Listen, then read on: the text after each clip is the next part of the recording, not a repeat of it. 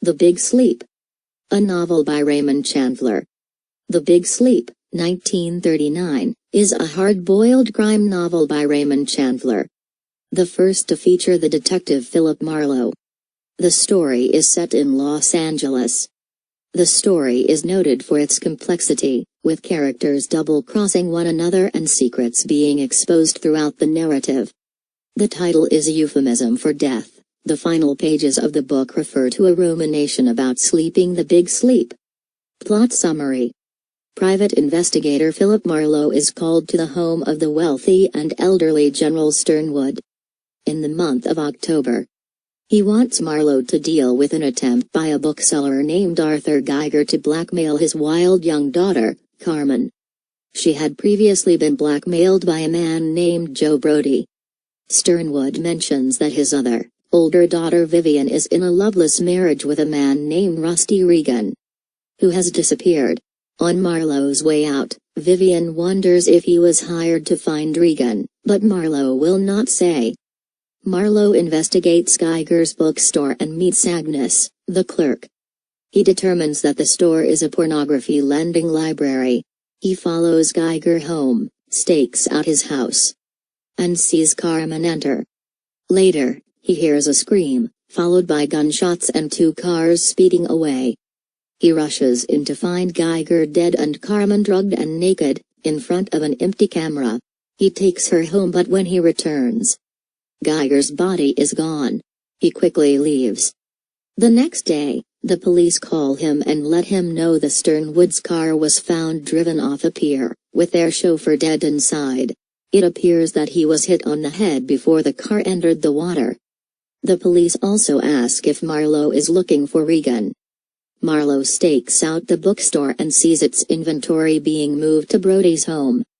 Vivian comes to his office and says Carmen is being blackmailed with the nude photos from the previous night. She also mentions gambling at the casino of Eddie Mars and volunteers that Eddie's wife, Mona, ran off with Rusty. Marlowe revisits Geiger's house and finds Carmen trying to get in. They look for the photos, but she plays dumb about the night before. Eddie suddenly enters. He says he is Geiger's landlord and is looking for him. Eddie demands to know why Marlowe is there. Marlowe takes no notice and states that he is no threat to him. Marlowe goes to Brody's home and finds him with Agnes, the bookstore clerk. Marlowe tells Brody that he knows they are taking over the lending library and blackmailing Carmen with the nude photos.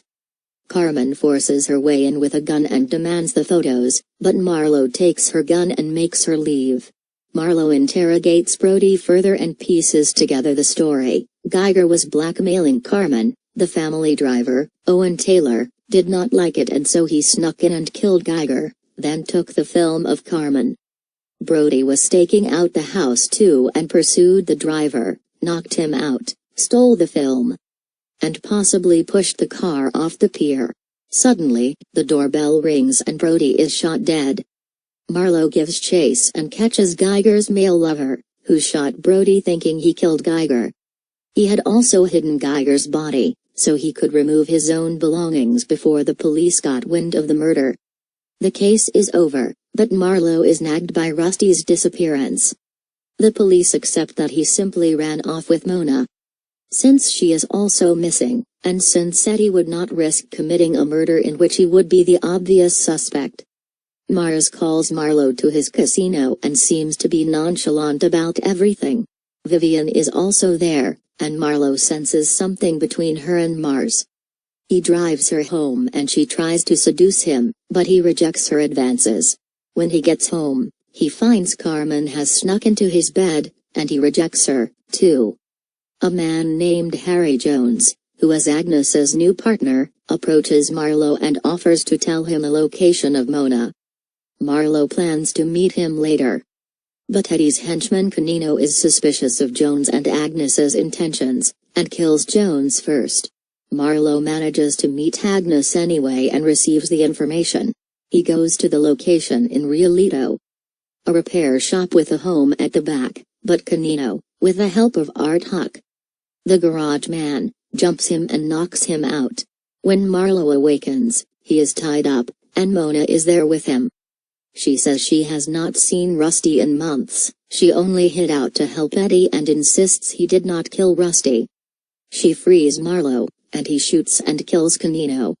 The next day, Marlo visits General Sternwood, who remains curious about Rusty's whereabouts and offers Marlo an additional $1,000 fee if he is able to locate him. On the way out, Marlo returns Carmen's gun to her, and she asks him to teach her how to shoot. They go to an abandoned field, where she tries to kill him, but he has loaded the gun with blanks and merely laughs at her. The shock causes Carmen to have an epileptic seizure. Marlo brings her back and tells Vivian he has guessed the truth. Carmen came on to Rusty and he spurned her, so she killed him. Eddie, who had been backing Geiger, helped Vivian conceal it by helping to dispose of Rusty's body, inventing a story about his wife running off with Rusty, and then blackmailing her himself.